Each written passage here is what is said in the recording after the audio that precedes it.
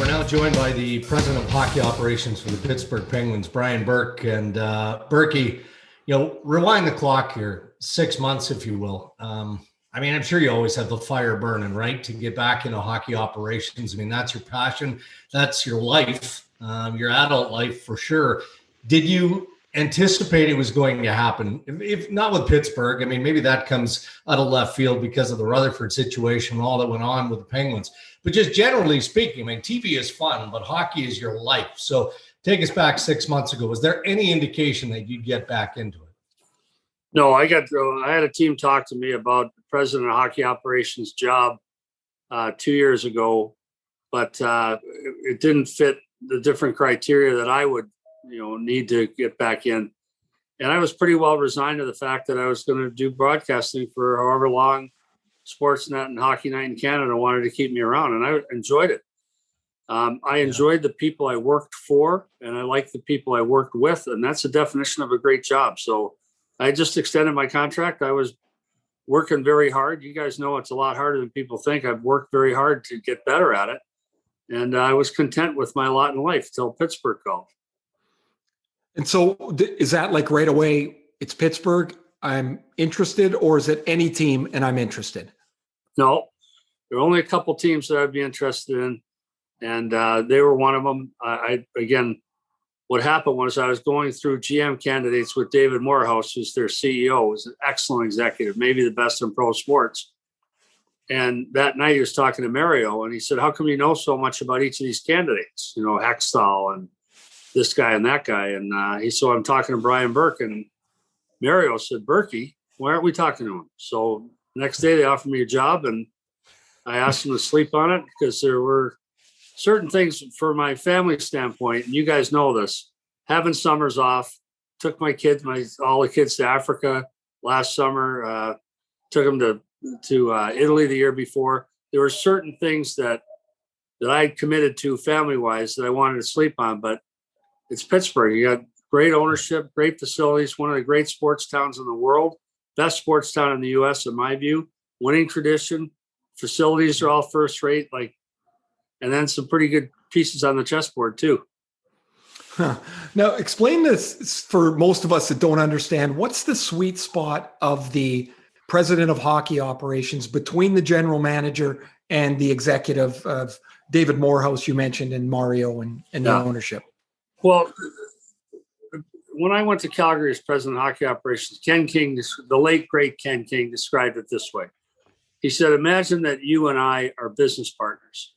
You're not going to walk in tomorrow and tell me, oh, by the way, I'm taking the next month off, or by the way, I'm firing so-and-so. You'd reach a decision together, you talk about it. And that's the same analogy I used when I hired Brad Treliving. So that's what I said to Hexie. I said, Hexie, my job is to be the gray hair in the room. It's not exactly the same in Calgary because Brad Treliving was a rookie GM and Hexie's an established guy. But I think just to have some gray hair in the room. Also, there's a lot of stuff you can do to take off the GM's plate. And that includes a lot of the civic work. When I was in Calgary, the Chamber of Commerce from Red Deer would ask you to come and speak. Well, if I do that, Tree doesn't have to. That's one thing off his plate. So a lot of the community activities, and then a lot of revenue support, like selling suites, selling tickets. I do a lot of that as well. It's all stuff so Hexie can focus on building the best team we can get. Does the pressure of that job differ? Is it the same? You've won a Stanley Cup. You've seen how hard that is. How does it change in the two roles, the pressure? Well, there's more juice in the job if you're the GM, and Hexie's got more pressure, but there's more juice too. People have to understand, when you're in that game, you're making a deal on the floor for the Sedin twins, or you're making a deal on the floor to draft Chris Pronger. The pressure that's on is unbelievable, but there's a lot of juice too. You got a lot of power. You're like, man, I'm wheeling and dealing on a real high level here. So there's a lot to keep you interested in it. This job has less juice, less pressure, but it's still important. And it's still, to me, I'm around the players. I'm back in the fight. And, I'm just loving it so far. And I haven't even been able to enjoy Pittsburgh. We're not allowed to go out anywhere. So I haven't been to one restaurant and one bar. Well, I can't wait for that to change. No, but you celebrate, right? You're coming out of the weekend. I talked to you on the weekend, and you clinch with the team, whether you're the president of hockey operations or the general manager. Anybody associated with the organization is going to have a good time with that accomplishment. Because you know what? With all due respect, I'm not so sure 3-4 months ago that many of us predicted that would be the outcome. Even though you've got a high level of respect for Sid and all the pieces. Well, I think what changed is, and I've said this before, so I'm going to say it again. I've heard people say, well, the team turned around as soon as you and Hexie took over. And that's really, if I'm a player on my team, and Ray, you played long enough, you know this. If I heard Brian Burke take credit for one win, I'd be upset. I'd be sick to my stomach. I mean, we haven't done much player personnel-wise. We brought the Friedman kid in. We brought Jeff Carter in. Hexie did. Other than that, what changed was Brian Dumoulin came back. He was hurt all that time, and the goaltending solidified. Mm-hmm. And Mike Matheson has improved so much, and our depth came through. It's all player and coach related. Mike Sullivan, if he doesn't get really serious recognition for Coach of the Year, I'll be disappointed. Now, you would have been familiar with Mike through USA Hockey, and so you probably had a pretty good understanding of what he was all about. What did you know about Hex as a manager? Well, I think you guys know this. I study people. Like, I've made a career out of studying what people do. Like, so I scout a junior game. The average GM shows up at 6:00, right? And has a piece of pizza in the scouts room, watches a warm up, watches the game go. I get there at 4:30, 5:00. Meet with both coaches. Who's playing well? Who do you like? What are your opponents? Who should we be drafting? And the whole time you're interviewing that coach. He doesn't know it, but you're interviewing that coach thinking this is a guy that maybe we can use down the road. Same thing when I went to American League games. I'd go see both coaches, whether my team was playing or not. So I remember one time going to a game in Providence. Providence was playing Hartford. I didn't have a team in the game. I was just scouting. I went early. Talked to both coaches for about 25 minutes and then went and watched the game. So I studied Hexie. I looked at the way the teams they put together in LA and the team he put together in Philadelphia. And it's clear this guy knows what he's doing. And I really like he's a serious guy, which is important to me. He can have fun. He's got a good sense of humor, but he's serious about his job, which is really important to me. I like everything about him. How different is it this year for you guys? Like for us, we can't even go to the rink. We do a game off tube.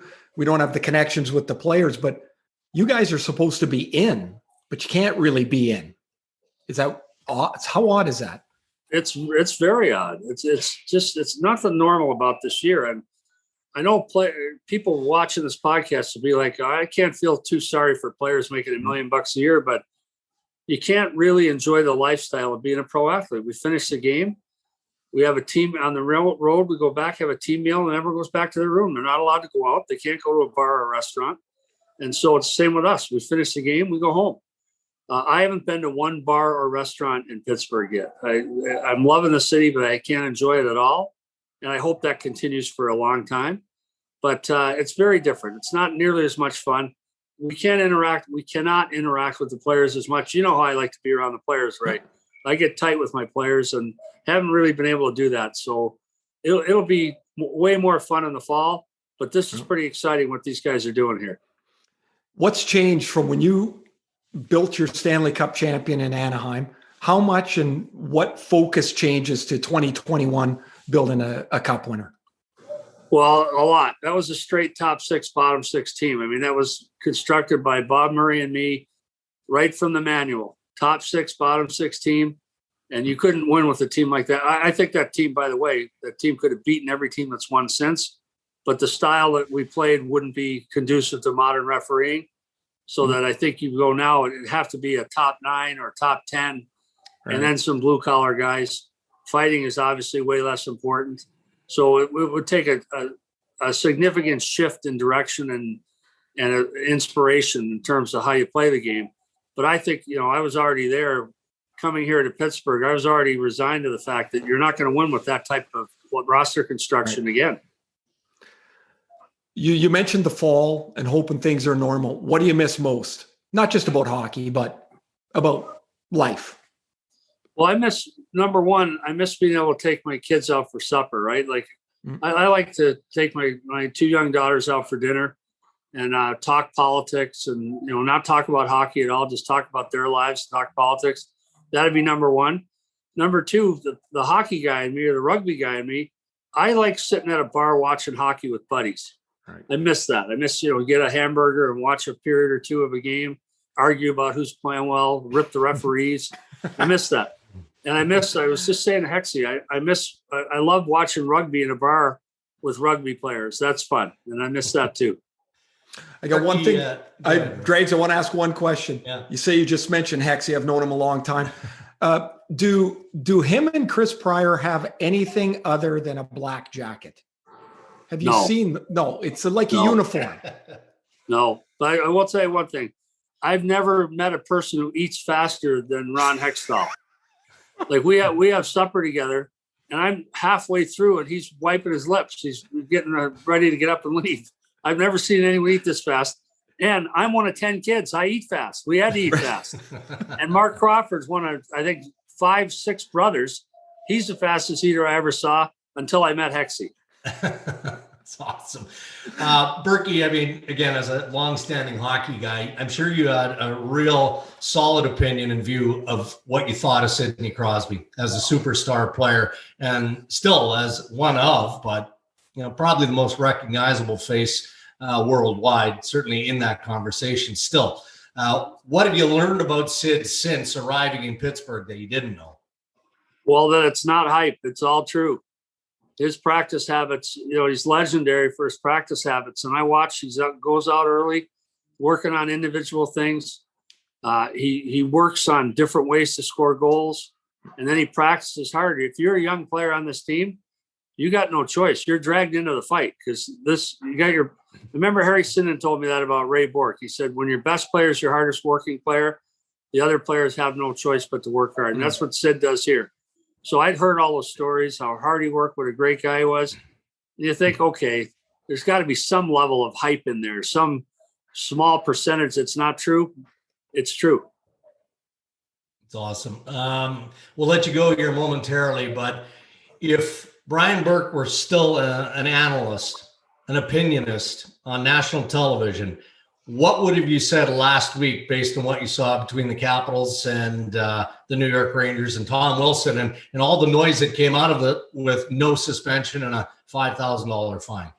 Yeah, well, first off, make full disclosure, my son Patrick works in player safety, so I'm not about to critique their decisions. I would if it affected my team, but I'm not about to offer an opinion on this podcast, or you won't see me offer it anywhere else on players on other teams.